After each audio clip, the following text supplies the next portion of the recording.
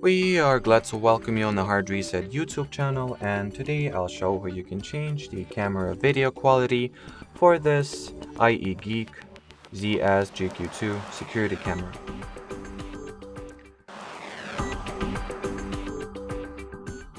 So to start, you will need to launch the ieGeek Cam app, find your camera, open its viewfinder, or just open its video, and here tap at this button.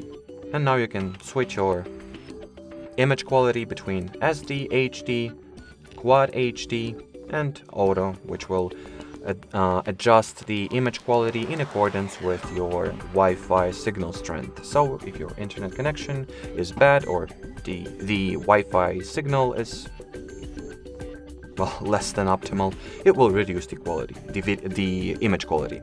If the Wi-Fi signal is good enough, it will switch it to higher and better video definition and resolution, providing you with better picture quality.